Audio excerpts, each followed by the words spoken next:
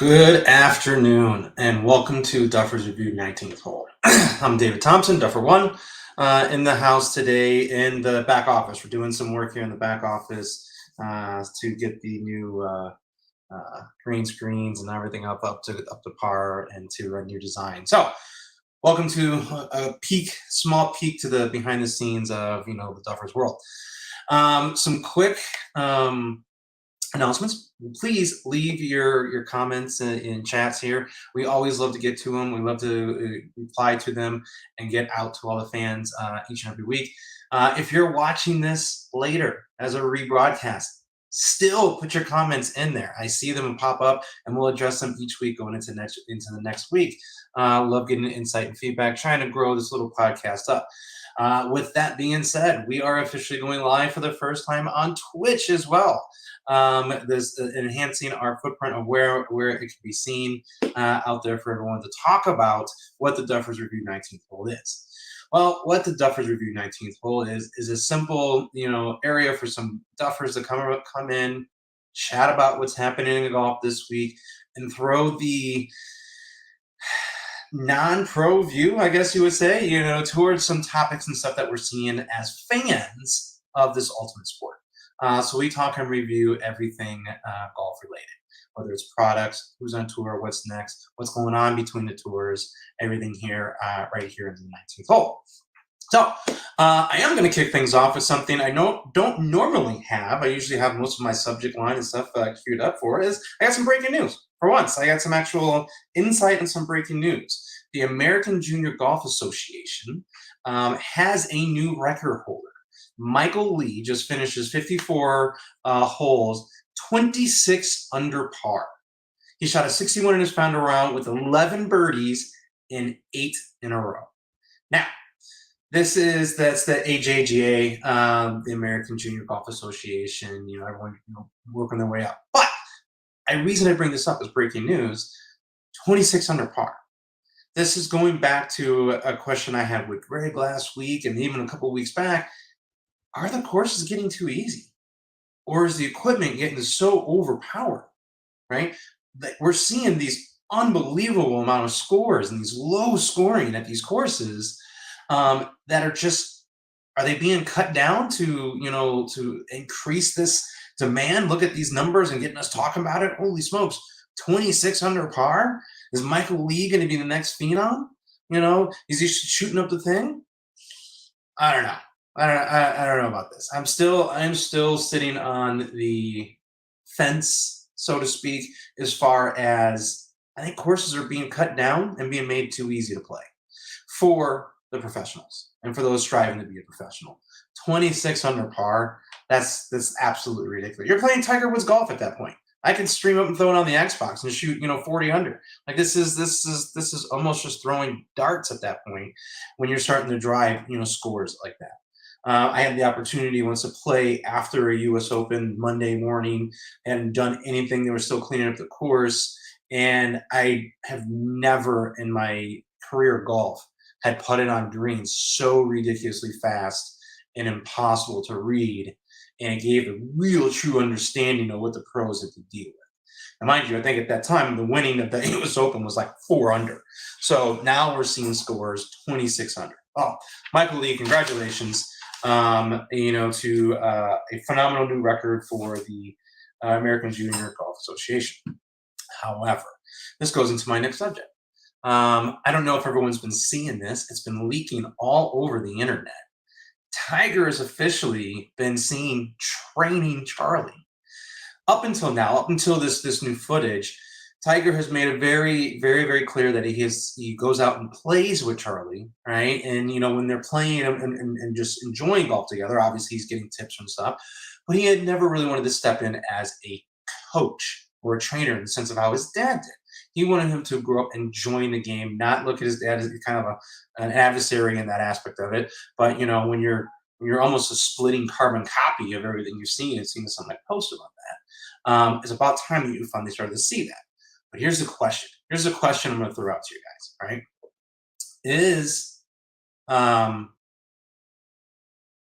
is Tiger preparing Charlie for a run at his records, right? Because Charlie's now starting to compete in junior competitions and decimating the fields, just destroying the fields.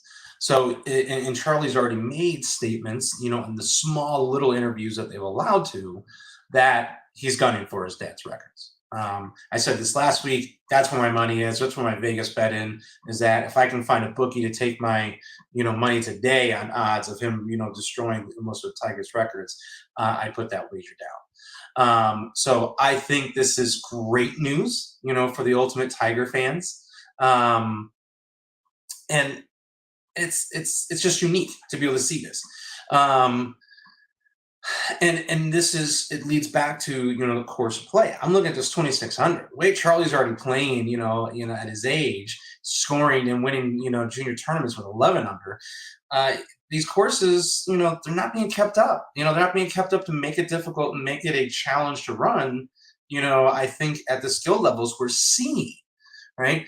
Obviously, Tiger changed the game. Right, it's the same thing, that Jordan did, changing the game when he instilled the workout process he did, for the Chicago Bulls. Right, it changed this into an extreme different change of athletes. Right, it was the discipline and instilling what you're seeing out there. Look at the golfers out there today. Right, look at Bryson DeChambeau. He went and turned around and put on, 200 pounds after being, a pencil geek, and scientific facts, being this, I want to be a super long driver, pounding at 400 yards. And now he's finally realized you have to have a balance of the two, right? Now you have, Rory, you've got, Jordan Spieth, you got all these guys that you've seen in full swing in the gym, just starting to just put on, not only technique but muscle, right? They're starting to, what I consider athlete up. And look at Brooksy. These guys are mini linebackers on the golf course now. So I definitely think we'll see some changes. However, I think the courses are going to have to compete against that. And I think I think one of the things we saw was Tiger just announced his newest creation is at like 7,600 yards, and he's got a par five that's almost 700 yards on it.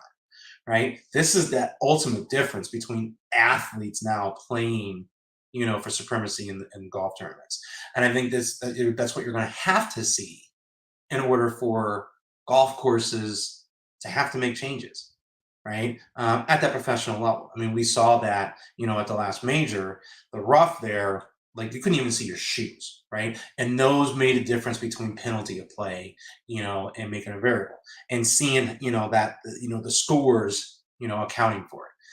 All these other tournaments, I feel like they're showing up, they're throwing up stands, throwing up some ropes, but they're still playing them almost as munis, if you're going out there and putting 2,600 on the card. So craziness out there. Let me know what you guys think on that. Going on that. Now, I'm excited to see Charlie. I can't wait for him to make, his college debut or whatever debut that they're going to start broadcasting, because I think it's a limelight that I hope that's why Tiger is stepping in and doing some training, is to prepare him for what he's going to see on him that Tiger didn't even see, right? That Tiger grew into. Charlie's going to see something that Tiger sees, winning the Masters, because everyone is going to be so crazy intense to see what this kid can do. So I don't know. That's my 2 cents on that. However, though, this week it was a great behind the scenes, off the course scenario for golf. All right. The PGA Tour COO Ron Price and board member Jimmy Dune did their best to keep the fireworks at bay on Tuesday in front of the United States Senate. They were cooperating, but rarely actually providing color in the testimony regarding the PGA Tour's planned partnership with the Saudi Arabia's public investment fund. Right.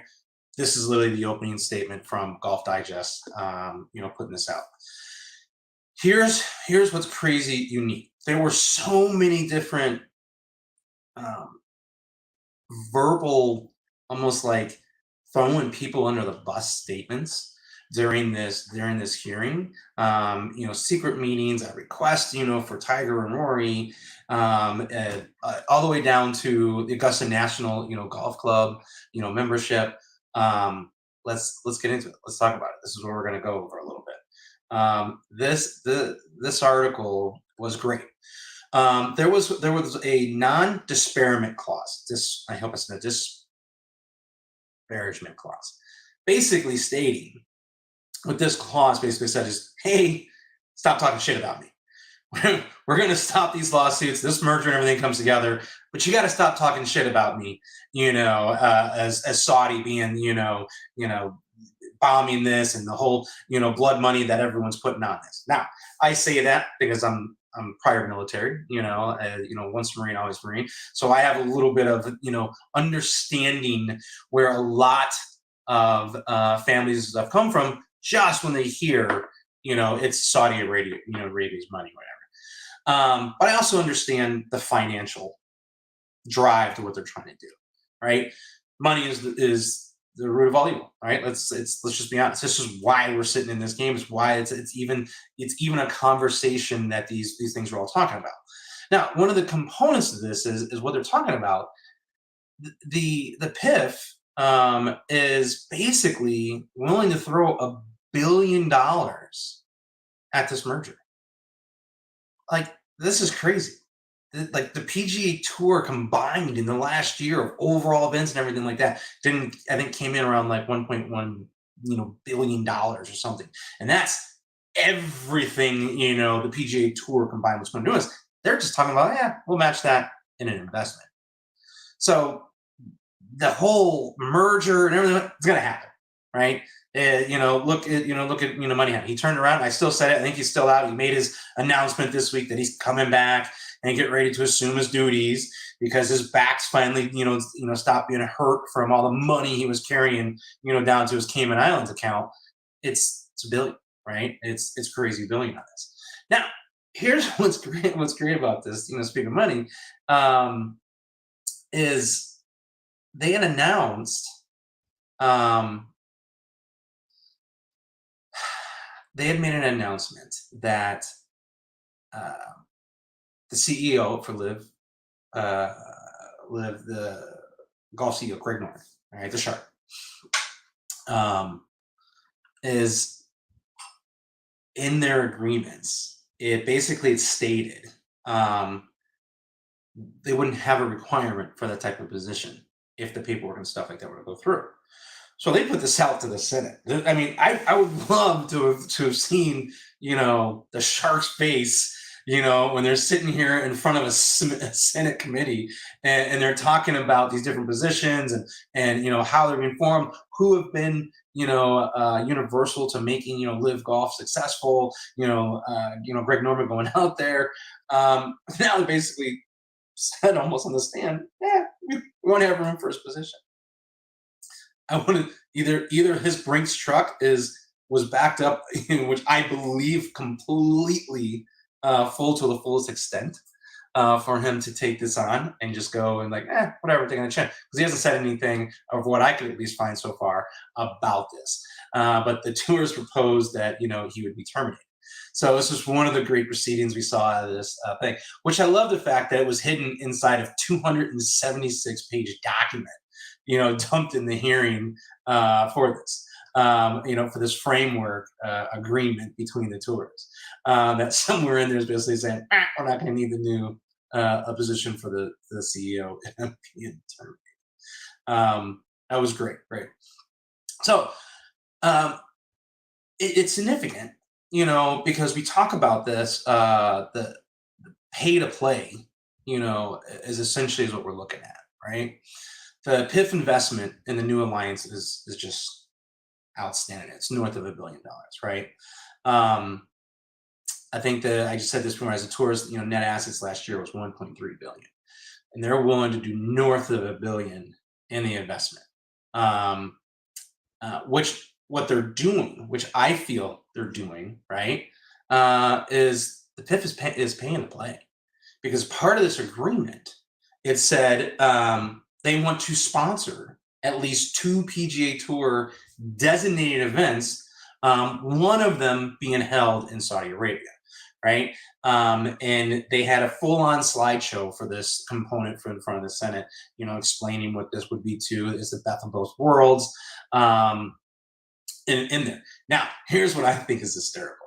I think this is an absolute riot because I know you guys saw this. I saw the post, saw the memes putting out of it. This story came out basically Tuesday into Wednesday, and one of the components was Tiger and Rory to play on live teams.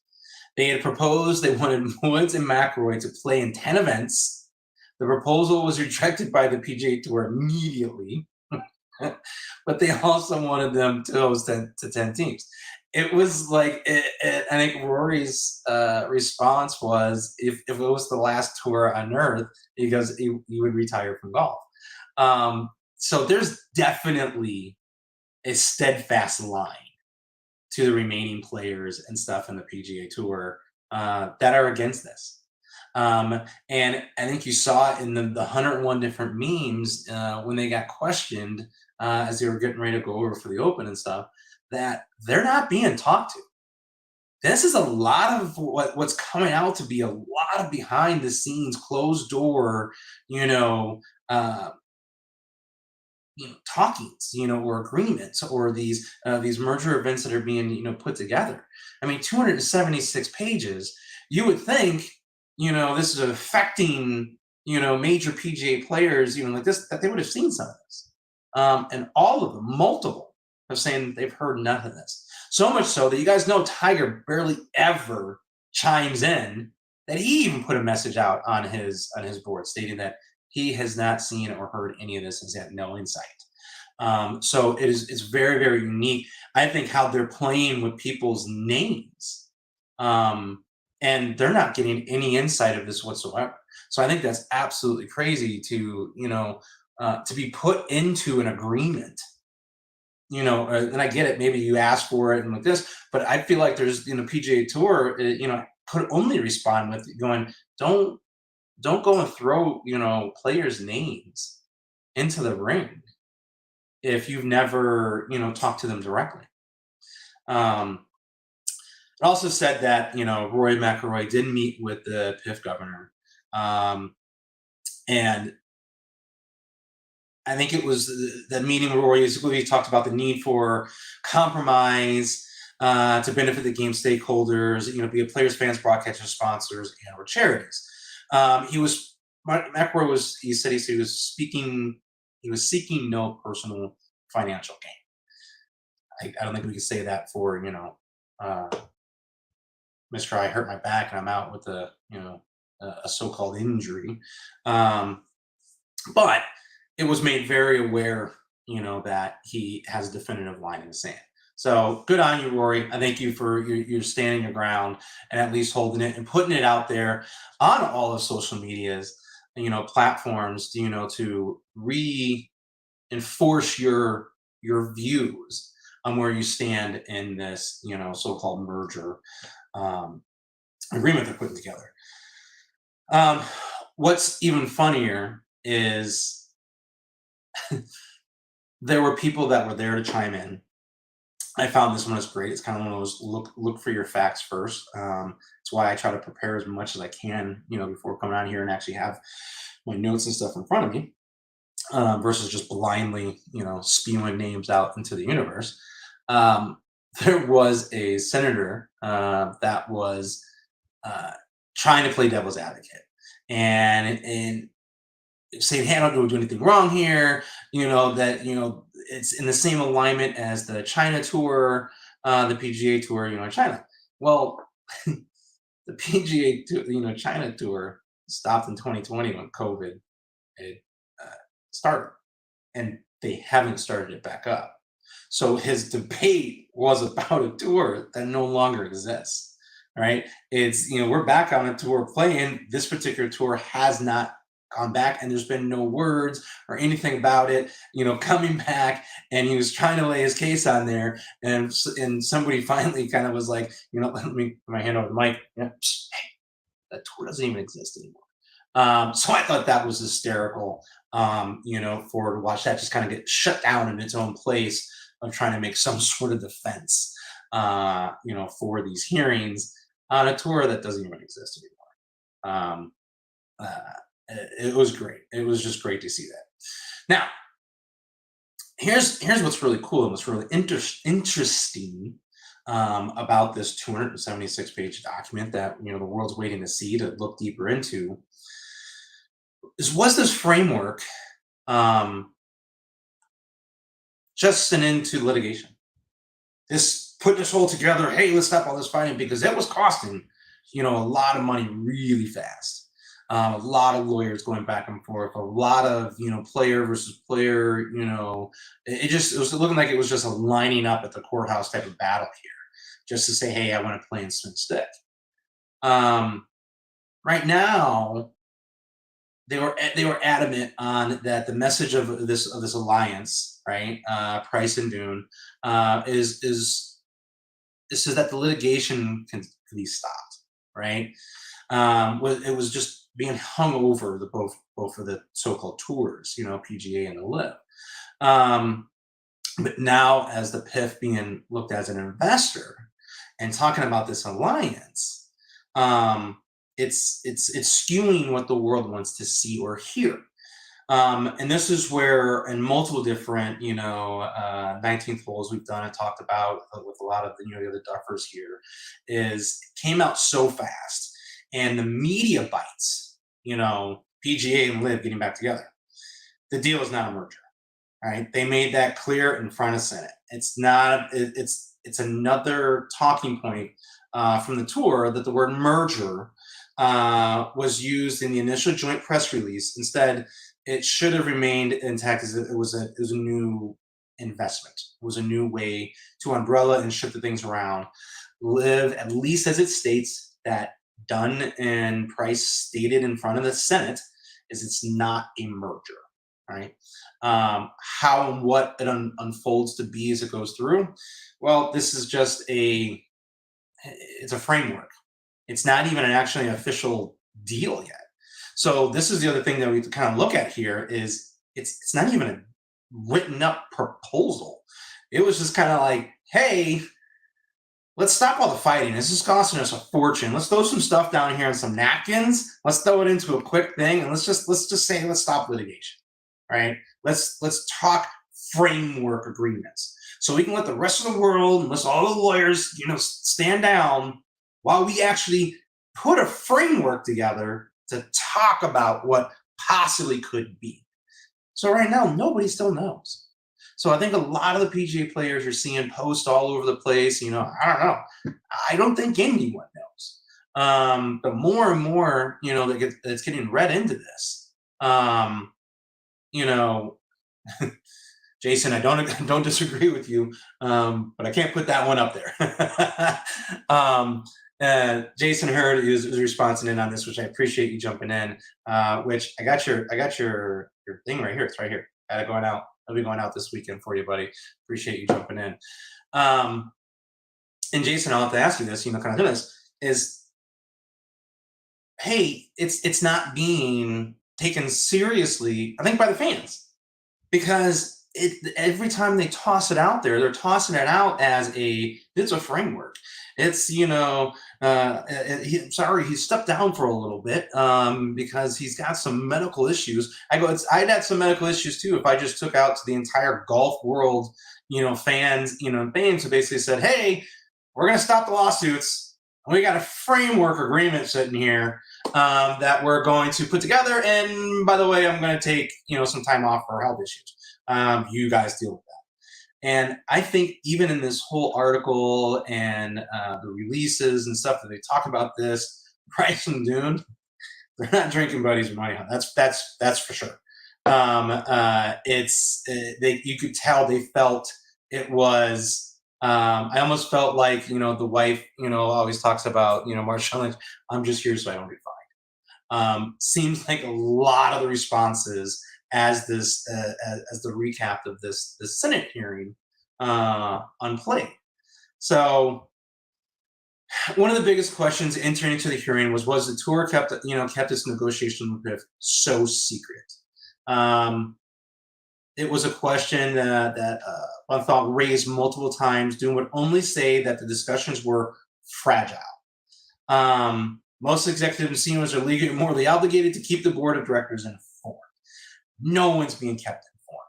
So I think at the end of the day, this was a play to basically say no one knows. No one ultimately knows, right? But this is what I found as unique. Was one of the craziest things. This right here is where all the fans, this is where everyone who doesn't want to look at all the, the written word of the Senate hearing, let's go read through all the 276 pages of this, whatever was put in front of them. This is what everyone's going to end at the end of the day that you've probably seen everywhere online. Was this all just a way for a member to get an Augusta? It said the fifth governor wanted an Augusta national membership as part of the agreement. This, I think, is one of the funniest things ever. This is like, hey, make sure you read the fine print. The freaking the Saudi Arabia governor is basically like, I want to be a way that I can show up on the grounds of Augusta and get a green jacket and be a member out here at the facilities. That it's in the agreement in there that he wanted to have. And like this. First of all, I don't even know how, any way, shape, or form that this is even something you can throw into an agreement between. This is like again talking about paying your way in. I'm going to make over $1 billion North investment on with my money sitting over here. Oh yeah, by the way, you got to throw in a membership at Augusta. Come on. I don't know. Again, this was straight out of Golf Digest's interview or article. I thought one of the funniest points to get to the end of the thing, and it made me laugh so hard because I was like, hey, let me make a bill. If that's how I get to play Augusta or get in there, I got to invest over $1 billion. I think it'd be a little bit easier finding a guest, slipping them $100K and say, hey, can you get me out for a round? My God. That's just craziness in my perspective there. That was the article, coming up in regards to that. Hysterical. It was hysterical. All right. As you guys know, I try to do this for 30 minutes to stay live and direct here with you guys. Hopefully you get some good insight. So once again, we're coming, on 3 different platforms today. We're out on Facebook, YouTube, and Twitch. Throwing it out to the fans and stuff right there. Duffers Review is a Duffers perspective on all things golf related.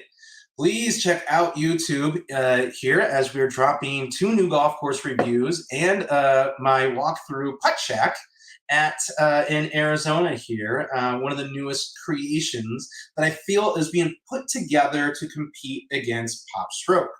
You guys saw my review on Pop Stroke. We're going to be going back out there for a friend's event to do a second recording now that they've had some time to, basically break in the environment and how it's looking. And we're going to do the same thing for Putt Shack.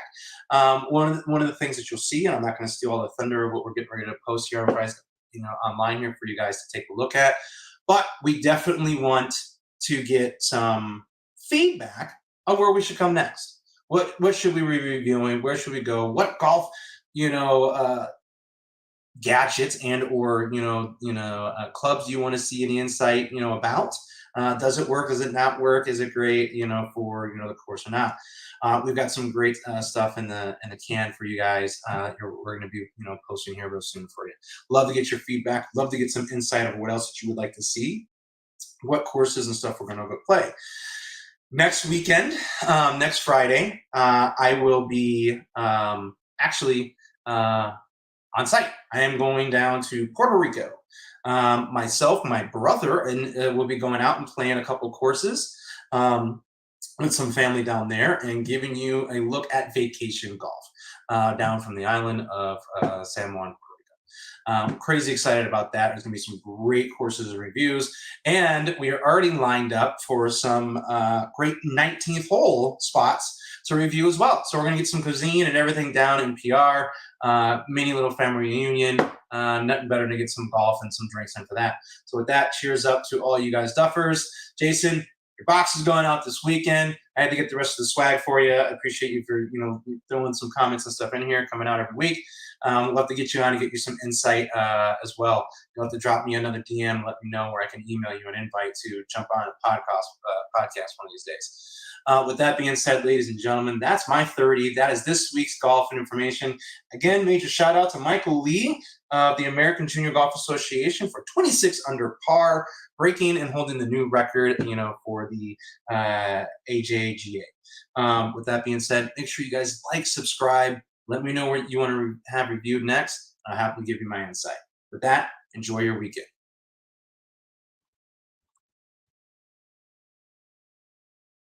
Hold on. All right. I was going to jump off.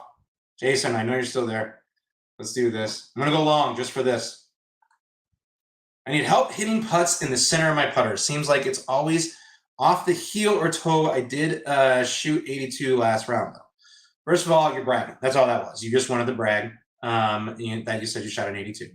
But I actually do have a video to post up for you on this on how to help improve putting, hitting the center of the putter. So I will actually get that out. I'm going to tag that for you. And this is actually a great putting drill that you can use anywhere. I will show you how to do this from my own putting green in my backyard. I call it, for me, I call it, hitting gears, first gear, second gear, fourth gear. I know what your putting stroke is, but it's the way you set up and look at your feet and or the position of the ball in front of you. So I'll be happy to give you a review on that and give you a little bit of insight on how to help hitting putts in the center of your putter. Great little thing. I'm going to directly post you direct on that, and we'll put out a video just for you on that. So Jason, appreciate you again for jumping in here. I'll get that video out for you this week, as well as your swag here, from the Duffers. With that being said, you guys, I'm out.